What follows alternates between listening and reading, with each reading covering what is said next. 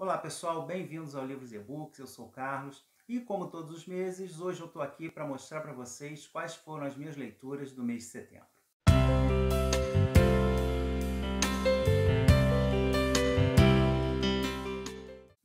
Antes de mais nada, sejam todos muito bem-vindos ao canal. Se é a sua primeira vez aqui, dá uma olhada aí no conteúdo que já foi publicado, tem muita coisa bacana. Se você gostar, não esqueça de dar sua curtida, se inscrever no canal e acionar o sininho para receber as notificações toda vez que tiver um vídeo novo, tá bom? E vamos então às leituras que eu fiz agora no mês de setembro. Foram 4 leituras, mas, aliás, na verdade 3,5, né? Porque eu comecei já lá no mês passado, é um livro bem volumoso, e fiz a conclusão dele agora no decorrer de setembro. E o primeiro livro que eu quero mostrar para vocês, já começando com o pé direito, é a já tradicional leitura conjunta com a Lê Docena, do canal Portão Literário. Também vou deixar o link aí embaixo, na caixa de descrições do canal dela, para que vocês possam conhecer, né? Quem ainda não conhece, tem um conteúdo muito bacana lá. Que foi um dos maiores clássicos da literatura francesa e da literatura mundial, que é o Germinal, do Émile Zola. Um dos maiores clássicos do naturalismo, que é uma escola literária que prega uma escrita bem mais direta, um retrato da sociedade, dos acontecimentos da forma mais natural, mais crua possível. E é um livro bem pesado na sua história, nas situações que acontecem ali, embora seja de leitura fácil, mesmo sendo um clássico já do século XIX, mas a leitura dele é bem fluida e bem empolgante. Ele narra a história de um grupo de trabalhadores que trabalham numa mina de carvão em condições bastante perigosas e insalubres, e apesar disso continuam praticamente na miséria, conseguindo pouco mais do que o seu sustento diário. E com a chegada de um novo funcionário, um rapaz de fora, ele começa a perceber aquelas condições e questionar, a mobilizar os funcionários para questionar aquela situação de trabalho e de vida que eles têm. E isso vai levar a várias situações bastante complicadas. É um livro muito estudado, principalmente para quem trabalha, os estudiosos, e para quem trabalha nessa área do direito trabalhista, principalmente, porque foi um dos primeiros livros a trazer de forma mais clara, mais crua, essa questão das condições de trabalho na França e no mundo em geral, né? Nesses primórdios aí da Revolução Industrial, em que as relações de trabalho e de produção mudaram muito radicalmente num período curto de tempo. Então é um livro excepcional, muito bom, recomendo a leitura para todos e provavelmente vai ter vídeo mais para frente aí no canal. Saindo do peso de Germinal, uma leitura bem mais leve, que é A Viagem à Terra da Rainha do Crime, do Tito Prates. Ele é um pesquisador brasileiro, fã e embaixador brasileiro da Agatha Christie. Ele tem contato direto com o neto da escritora. E aqui ele narra uma viagem que ele fez à Inglaterra, atrás dos locais, tanto da vida quanto das obras da Agatha Christie. E ele fez uma viagem assim bastante detalhada, bastante gostosa. A gente viaja junto com ele, principalmente se for feito acompanhada a leitura de uma pesquisa aí pela internet, pelo Google Maps, que você pode ir seguindo os roteiros que ele faz, vendo as fotos dos lugares que ele visitou. É um livro delicioso. Apesar de ser fininho, né, por conta dessa leitura que eu fiz, acompanhando e me deliciando com cada etapa da viagem do Tito, foi uma leitura até um pouquinho demorada, mas não porque tenha nada de difícil, é justamente por ser tão gostoso que eu me envolvia na leitura e ficava ali, né? Quando pegava uma foto e ia esmiuçando os acontecimentos ali, o que tem de texto em relação àquela foto. Então, uma leitura muito boa, imperdível para os fãs da Agatha Christie. Uma outra leitura desse mês de setembro foi o segundo volume da saga Os Imigrantes, do sueco Vilhelm Moberg, que é considerado um dos maiores autores da Suécia, e essa obra é considerada uma das obras mais importantes daquele país, que narra, são 4 livros, que narram a imigração de algumas famílias da Suécia, por volta, em meados do século XIX, que vão para os Estados Unidos, ainda uma terra selvagem, né, com interior, o oeste, ainda para ser desbravado, e eles vão, com a cara e com a coragem, praticamente sem nada, se estabelecer nessa nova terra. E essa imigração foi tão maciça que em algumas partes do país, da Suécia, originalmente, chegaram a ficar quase que despovoadas. E hoje em dia tem uma colônia muito grande de suecos e outros povos escandinavos nesses locais, praticamente nos estados de Minnesota, e que tem até mais pessoas vivendo nos Estados Unidos do que dessas famílias, vivendo nos Estados Unidos do que na própria Suécia.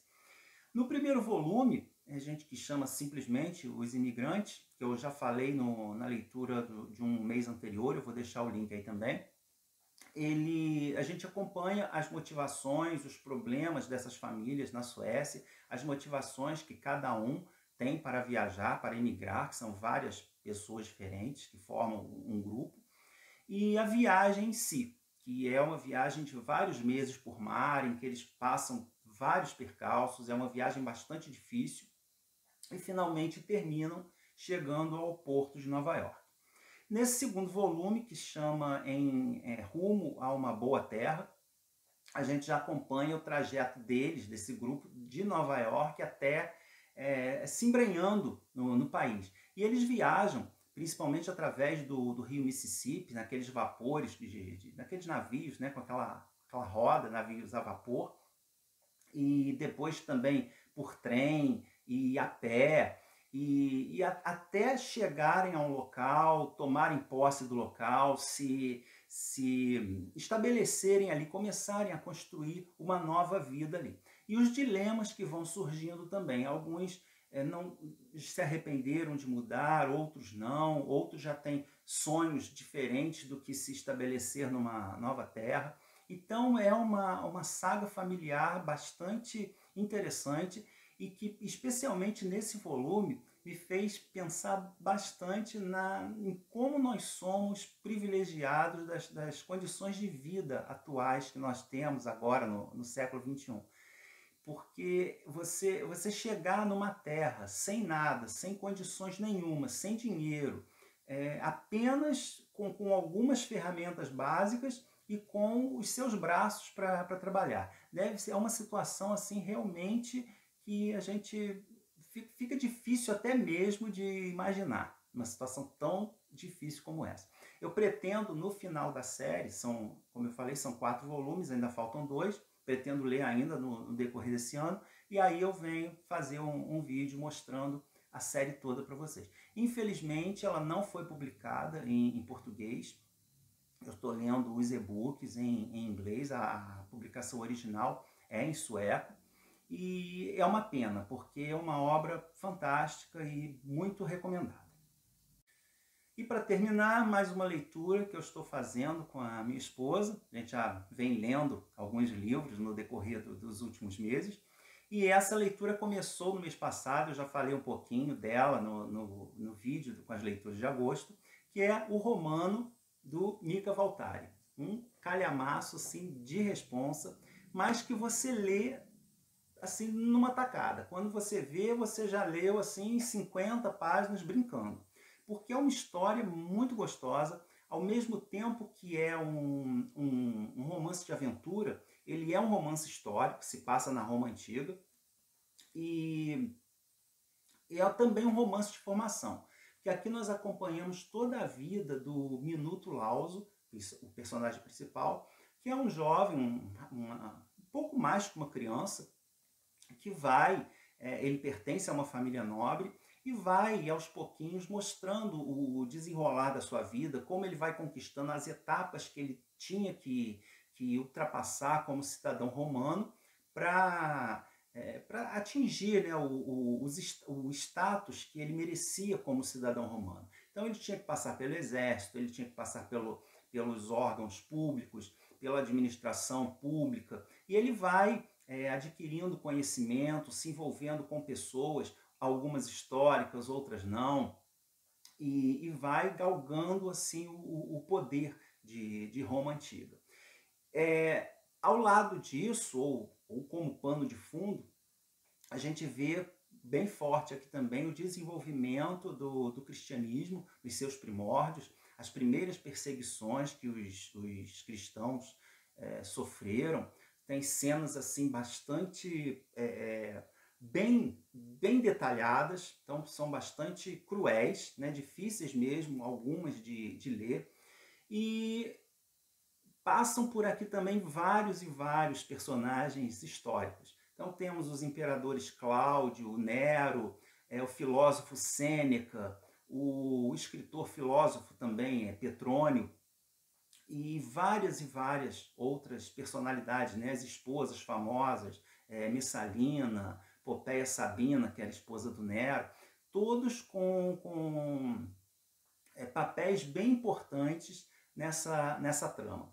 É um livro muito bom. O Mika Waltari, ele é um dos maiores escritores da Finlândia, e na década de 50, quando ele publicou a maior parte dos seus livros, ele se tornou um ícone mundial dos romances históricos. Seu livro mais famoso, que muita gente aqui leu, pelo menos é o que eu mais encontro referências a ele aí na internet e no YouTube, é O Egípcio.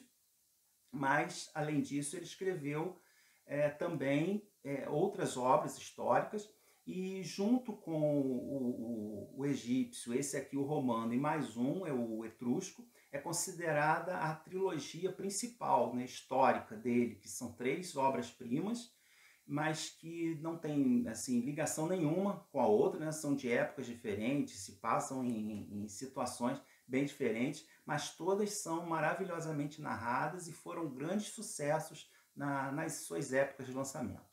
Depois também vai ter vídeo aqui no canal específico sobre esse livro.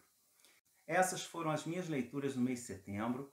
Sei que não são livros, exceto talvez o Germinal, mas os demais não são livros conhecidos. E eu gosto muito disso, apesar de saber que não tenho, não vou ter tanto alcance assim ao falar desses livros, mas eu gosto justamente disso, de deixar livros, de falar de livros que eu li, que eu gostei bastante, e que não são facilmente encontrados aqui no YouTube. Para sair um pouquinho do lugar comum, de falar sempre dos mesmos livros que todo mundo está falando. E são leituras recomendadíssimas, porque às vezes acontece de a gente encontrar vários vídeos sobre os mesmos livros, enquanto tem obras fantásticas que estão aí praticamente no esquecimento. Então, isso que eu gosto muito de trazer esses livros menos conhecidos. Então, se você já leu algum desses livros, ou pretende ler, ou se interessou, eu vou deixar os links para compra aí embaixo, pela Amazon. E se você tiver interesse em conhecer mais um pouquinho sobre alguma dessas obras, é só entrar em contato, deixe o seu comentário aí embaixo e a gente pode conversar um pouquinho a respeito delas, tá bom? Então, um grande abraço para todos e a gente se vê no próximo vídeo. Tchau, tchau!